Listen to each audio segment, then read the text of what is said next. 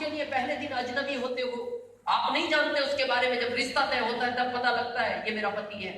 और वो 1 मिनट में छोड़ती है अपने माता पिता को, और आपके माता पिता को अपना माता पिता मानती है।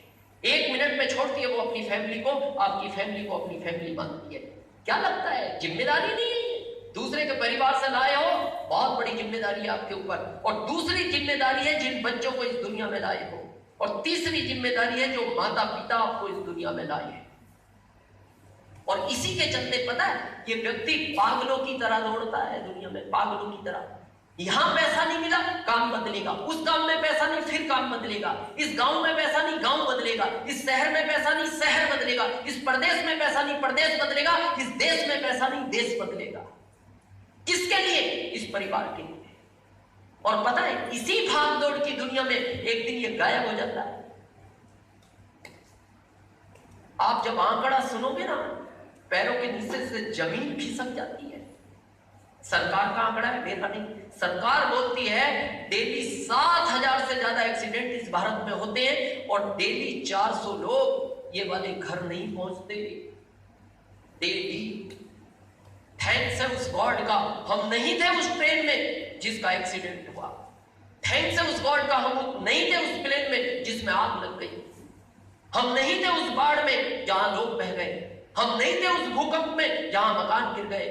हम नहीं थे उस बम विस्फोट में जहां लोगों के चीथड़े उड़ गए। लेकिन हो तो सकते थे, हो तो सकते थे। ये जो लोग हैं ना, ये भी हमारी तरह थे, इनका भी परिवार था। अब मैं आपसे पूछना ये चाहता हूं, आप किसी भी प्रोफेशन में, मैं विरोध में नहीं हूं, आप डॉक्टर बनो, बच्चे को डॉक्टर बनाओ, आप इंजीनियर बनो, बच्चे को इंजीनियर बनाओ, आप चार्टेड बनो, बच्चे को चार्टेड बनाओ, आप वकील बनो, बच्चे को वकील बनाओ, और आपकी इनकम पर मंथ 10 लाख है।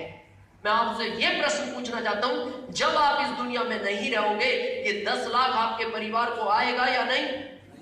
क्यों नहीं आएगा? कहां गई आपकी डिग्रियां? कहां गया आपका नॉलेज? कहां गए जो माता पिता के आपने लाखों रुपए खर्च किए उस प्रोफेशन के लिए, और फिर क्यों सीना जोड़ा करके घूम रहे हो? क्या हम वकील हैं, हम डॉक्टर हैं? लेकिन मैं सेकंड प्रश्न पूछता हूं, यहां एक टेक्निकल, एक एमराल्ड, एक स्टार एमराल्ड, एक रूबी, एक स्टार रूबी इस दुनिया से चला जाए, क्या ये पैसा अगले महीने उसके परिवार को आएगा?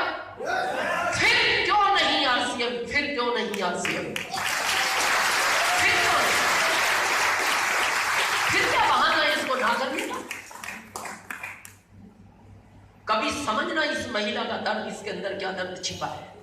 बहुत लोग मेरे से बोलते हैं, दिनेश जी आपने इतना फास्ट इस बिजनेस को कैसे बिल्ड कर लिया? मेरे अंदर एक आग लग रही थी इस चीज को देख के। मेरे को आरसीएम में सिर्फ ये चीज समझ में आई थी, बाकी रॉयल्टी, टेक्निकल और पैसा समझ में नहीं आया था। मेरे को आज भी वो दिन याद है, मैं 7 साल का था, मैं बच्चा था, मेरे फादर को ब्लड कैंसर हो गया था, उनका बोलना बंद हो गया था। मेरी माँ, मेरे मामा जी और मैं उनको एम्बुलेंस से दिल्ली लेके जा रहे थे। मेरे फादर बीच बीच में मेरा हाथ टच करते थे और फिर मेरी माँ की तरफ इशारा करते थे। मैं 7 साल का था, मैं समझ नहीं पाया वो क्या कहना चाहते थे। लेकिन जब मैं बड़ा हुआ, मेरे में समझ आई, तब मैंने उस चीज को समझा। इसीलिए मैंने इस बिजनेस में बहुत जुनून के साथ काम किया 5 साल, और 5वें साल इस पिन को हासिल कर लिया। क्यों?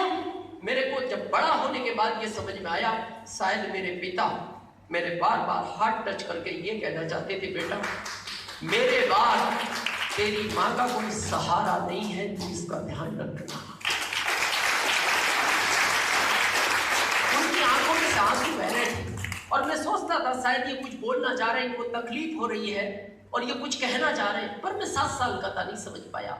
आज समझ में आता है शायद उनका वो दर्द था, बेटा मेरे बाद तेरी माँ का कोई सहारा नहीं है।